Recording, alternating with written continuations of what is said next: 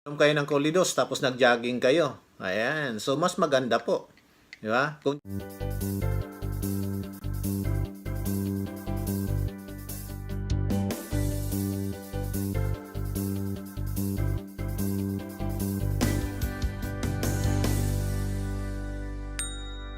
Hello mga ka-Imers! Ohayo gozaimasu! Welcome back po sa AIM TV Japan!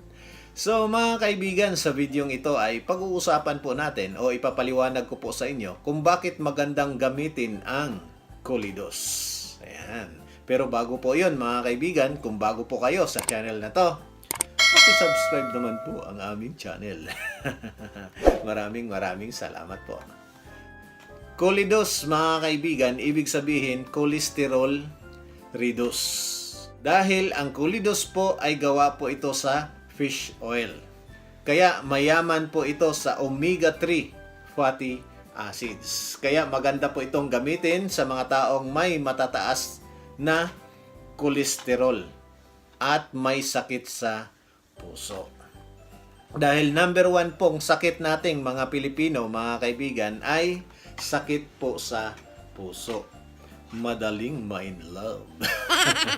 Hindi po. So, number 1 na sakit po sa atin, yung sakit sa puso. Dahil tayo pong mga Pilipino ay mahihilig po sa masasarap na pagkain kesa sa masustansyang pagkain. Tama o tama?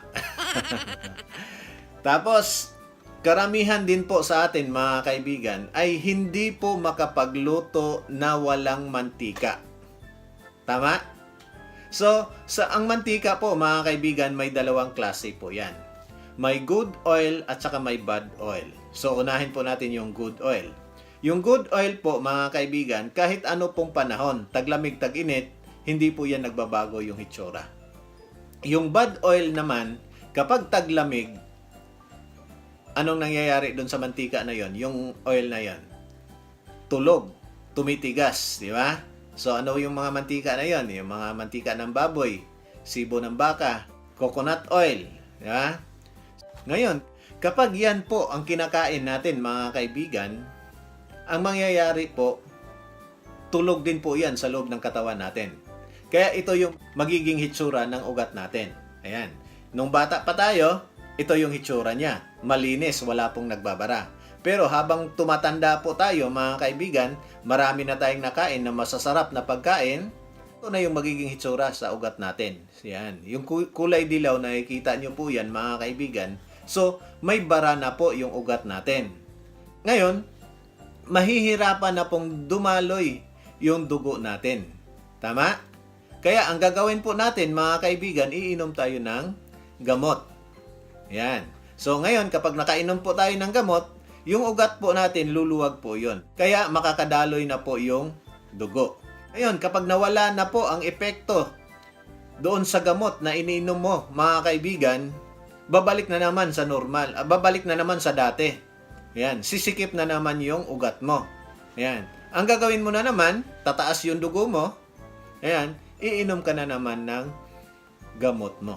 So, itong tanong, hanggang kailan ka iinom ng gamot? Di ba?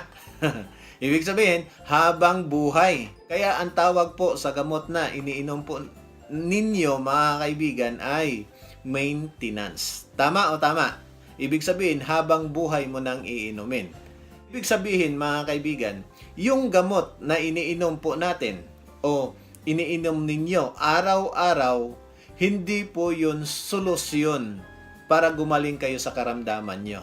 Kundi, remedyo lamang po yan para hindi po tayo aatakihin sa high blood natin.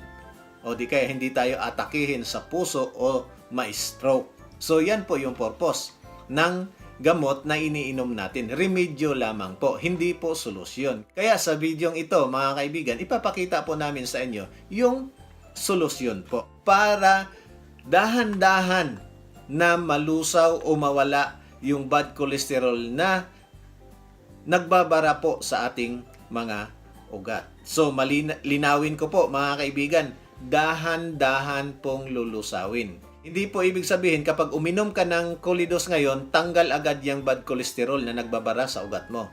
Hindi po. Dahan-dahan po yang tatanggalin. Dahil matagal na po yang nandyan, mga kaibigan. Matigas na po yan. So, ngayon, ang trabaho ng Kolidos, dahan-dahan po niyang aalisin yan. Dahan-dahan niyang lulusawin po yan. Yan yan. So, ibig sabihin, kung may iniinom ka na maintenance na gamot, mga kaibigan, ituloy mo pa rin po yung pag-inom doon sa gamot na maintenance mo. Ang gagawin po natin, isabay nyo lang po ang Kolidos.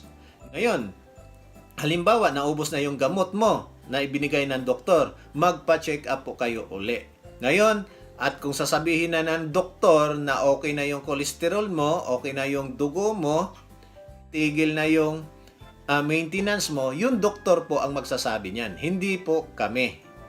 Kaya ipapakita ko po sa inyo, mga kaibigan, kung gaano kaganda ang Kolidos, kung ano epekto nito sa loob ng ating katawan. So, gagawa po ako ng demo. So, gagamit po tayo ng baso. Ayan, na may maligamgam na tubig. Yung baso, halimbawa, ito yung katawan natin. Tapos, itong maligamgam na tubig, ito yung dugo natin. Ano? Ayan. Tapos, gagamit din po tayo ng styrofoam. Ayan. So, ang styro po, gawa po ito sa styrene. So, halos magkatulad po ang composition niya sa bad cholesterol na nagbabara sa ating ugat. Kaya ito po yung gagamitin nating halimbawa na ito yung mga bad cholesterol sa ating katawan. Ayan. Tapos, gagamit din po tayo ng Kolidos. Ayan. So, ito, ang gagawin lang po natin, mga kaibigan. Ayan. Ayan. Halimbawa, ayan, ito yung mga masasarap na pagkain na kinain natin. Makolesterol na pagkain. Ha? Humba, lechon, di ba? Adobo. Ayan. Ito na, mga kaibigan. So, ang sabi nila, kapag makakain ka ng mga matatabang pagkain o makolesterol na pagkain, magja-jogging ka lang. So, try daw natin. So, halimbawa, jogging. Ayan. Jogging. Kung malusaw ba to? Ayan. Wala pong nagbago, mga kaibigan. Pero ang ehersisyo, ang pagja-jogging, nakakatulong din po yan. Nakabawas din po ng mga bad cholesterol yan. Pero hindi po talaga malulusaw yung mga bad cholesterol na nagbabara po sa ating mga ugat. Kaya ipapakita ko po sa inyo kung gaano kaganda ang Kolidos. Yan, ito po. Isang pad na lang na iwan, mga kaibigan. Ang natira, mga kaibigan. Dahil ito po iniinom ko araw-araw. Yan. So, buksan po natin, ano?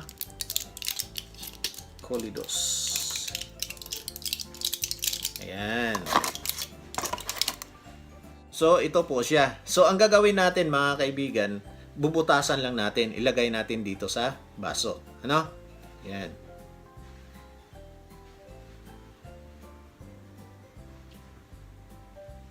Yun. Ayan na. Butas na siya, mga kaibigan. Ayan, o. Ayan, o. Patak, patak, patak. Ayan. Ilagay po natin, ha.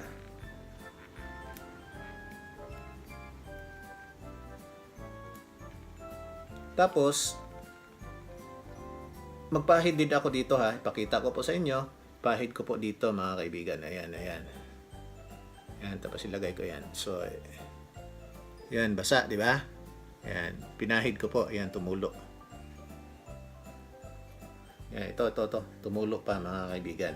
So, ngayon, ayan. Ito na yung itsura niya. So, ngayon, ito na po. Tingnan nyo, mga kaibigan. Pakita natin.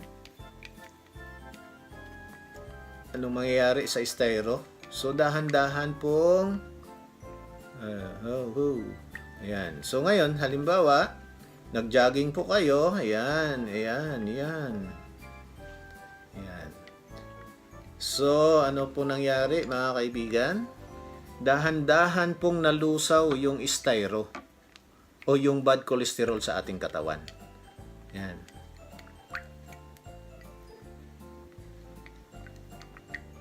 Ayan. O, nag-jogging kayo. Ayan. Yan, yan. Uminom kayo ng Kolidos, tapos nag-jogging kayo. Ayan. So, mas maganda po. Di ba? Kung jogging lang, hindi talaga mawawala yung bad cholesterol sa ating katawan. So mga kaibigan, ito makikita nyo po na nawala po yung styro na nilagay po natin. O nalusaw po yung styro na nilagay po natin. Ang naiwan na lang po mga kaibigan, ito na lang po, ito yung naiwan, no. Ito yung Colidos, ito yung lagayan niya. Nilagay lang din natin para hindi sayang. Ayan. So pero wala na talaga. Ayan, saan ba yung camera? Ayan. Wala na yung styro na nilagay natin. Nilusaw po ng Colidos. So ibig sabihin, yung mga bad cholesterol din po sa ating katawan, lulusawin din po yan ng Colidos. At ilalabas po yan natin sa pamamagitan ng dumi. Kaya mapapansin po natin, yung dumi po natin, mga kaibigan, madilaw-dilaw. So ibig sabihin, yan po yung mga bad cholesterol na nalusaw po, na tinanggal ng Colidos. At kung ang dumi nyo naman po ay kulay itim, sigurado pusit ang ulam nyo. Baka matakot po kayo mga kaibigan na yung styro na lusaw ng Colidos, baka malusaw yung bituka namin.